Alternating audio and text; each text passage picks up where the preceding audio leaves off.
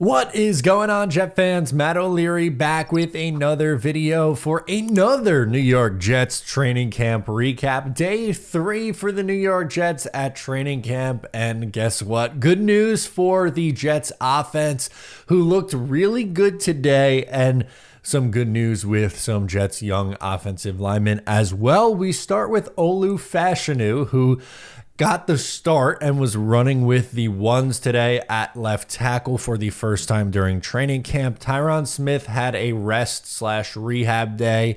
He was out on the bike, and this is common practice. This is going to be the case this year for Tyron Smith, so do not hit the panic button if you saw the updates or you're just finding out about it now and like, oh my God, what's wrong with Tyron Smith? He's hurt already. This is all part of the plan. Last year, the Dallas Cowboys did a good job keeping Tyron Smith happy and healthy, most importantly healthy, and not kind of running him into the ground too early, because unfortunately, Tyron Smith is someone who misses a lot of time. Now, I love that the Jets did a good job with their contingency plan with Fashanu, and he ran with the ones today and looked really good, by the way. He held his own against Jermaine Johnson. He looked good in pass pro. He did well in the run game.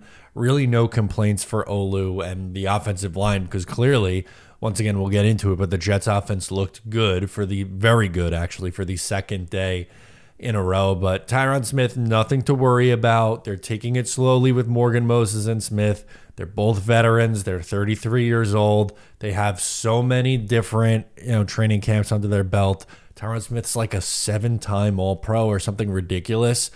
It's going to be okay. He doesn't have to be out there every single day. He's not going to practice during the week in the regular season. He is someone who's he works on his craft. He's a technician with his craft, and he's a game day guy. Like, again, I'm not really concerned about Tyron Smith not practicing every single day, and neither should you. Good news, Elijah Vera-Tucker's first practice back was today. He participated in the team drills, and I am very excited for AVT to be back, and it's so important that he stays healthy this year. As a rookie, I thought he was impressive at left guard. Were there some bumps in the road? Sure, but, I mean, let's be honest, the 2021 Jets offensive line was not very good. The last 2 years, line struggled as well, but AVT gets hurt. And honestly, to me, it's no surprise that pretty much in back-to-back seasons, the Jets' year has gone down the tubes after Elijah Vera-Tucker gets hurt.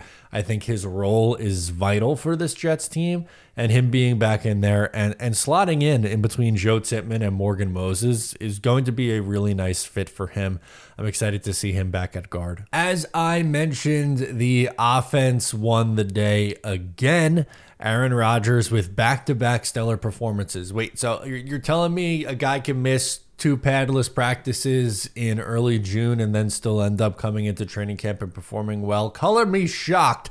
Rodgers went 10-12, 2 touchdown passes as well. Really exciting stuff from Aaron Rodgers. Again, yes, it's training camp. Yes, I want to see it on the field in September and beyond. I understand all those things.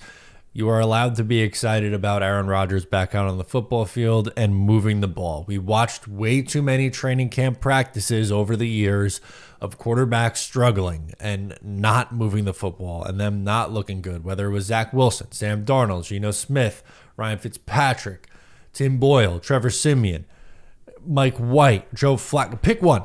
Pick any Jets quarterback that unfortunately we've had to watch struggle through training camp year after year after year. We've seen it. I'm a fan. I've been going to Jets training camp probably close to 20 years, if not a little bit more at this point. I've seen a lot of bad offenses, and you have too, watching Jets football, including last year's.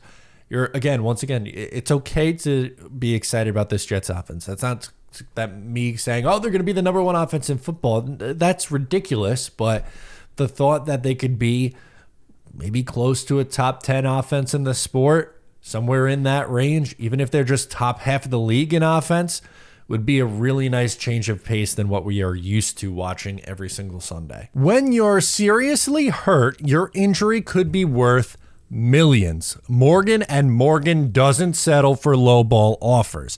They achieved significant verdicts in the past couple of months for victims involved in life-altering car crashes. It only takes a few short minutes to see if you have a case, and the fee is absolutely free unless you win. Over 3 million people like you call them every single year in their time of need, and they've recovered over $20 billion for their clients over the years. If you've ever gotten seriously injured, your case could be worth millions, and you're only a few clicks away from potentially changing your life. It's so easy. You can start your claim now with Morgan & Morgan at forthepeople.com/Matt, found in the description, or by scanning the QR code on your screen from your phone's camera. You can contact Morgan & Morgan today. Some injury news. Xavier Gipson hurt his leg. Robert Saleh said he will miss a week or two. Robert, can you update us on Tyron, Gipson, Hansen, and Eccles? So Tyron is scheduled day off. Eccles, I'll get some information on him. I'm not sure what it was, but Gipson, he's going to be a week or two dealing with lower extremity. And then Jacob Hansen also going to be a couple of weeks. That's a bummer for Xavier Gipson, who left practice yesterday, was not seen out there on the field. Didn't really go into too much detail on what the injury is, just a lower extremity, aka one of his legs. But Xavier Gipson is someone who I anticipated would be a role player and an important role player on this Jets team. Primary kick and punt returner, and had the starting nod in the slot over Malachi Corley at the beginning of training camp, and that was made obvious in minicamp and OTAs as well. As a result, though, Malachi Corley is going to have a bigger role for the next couple of weeks, and he's going to get this opportunity, and it's up to him to seize this opportunity. Saleh was asked about Malachi Corley's route running and how that's improved, if it has improved, and, well, he said he still has a long way to go. It's getting there. He's still got a long way to go. This is, with Xavier being down for a week or so, it's going to be a great opportunity for him to get a lot of reps over the next couple of weeks, and it's going to be on him to put in the extra work, which he does, and find a way to get better every single day. Look, that's not going to be Malachi Corley's strength right away, maybe ever. He might not ever be a guy who's a very good route runner, which it makes it easier for you at wide receiver if you are a dominant route runner, but that's not to say you can't have a successful role. He absolutely can. He is someone who, he has the nickname the Yak King for good reason, because he is incredibly difficult to bring down, and he kind of gets himself open with his athleticism as well. So while he isn't like the most pristine route runner, it's not like you're watching Garrett Wilson, do his thing out there, or just look around some of the best route runners in the league, Justin Jefferson, CeeDee Lamb, all those guys. It's different. And again, that probably means that Malachi Corley's never going to be a 1,500-yard receiver with 10-plus touchdowns, and that's okay. This is a third-round wide receiver. The Jets need him to be a good role player on this team, and I think that's his purpose, and I think that's what he will end up being here. I'm just curious to see how he does in this bigger look. And, going forward, it's going to be important to keep a close eye on Malachi Corley and see where he is in his progression. Also, Robert Saleh praised Michael Carter, and I just agree with everything he said on this one. He's so reliable. He's out there. He doesn't get as much fanfare, but he's as reliable as any nickel there is in football.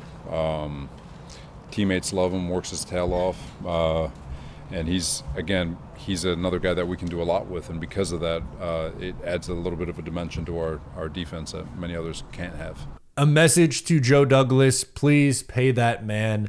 Again, the Jets have to make a very difficult decision between Michael Carter and DJ Reed. It's probably most likely that the Jets would only be able to keep one of the two.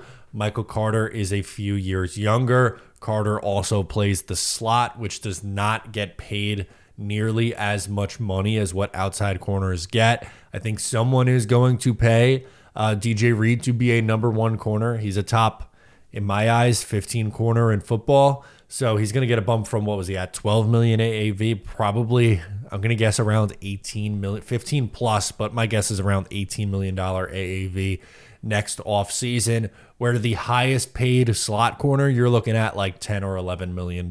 So there would be some pretty significant savings, and I'm going to bet on the younger DB.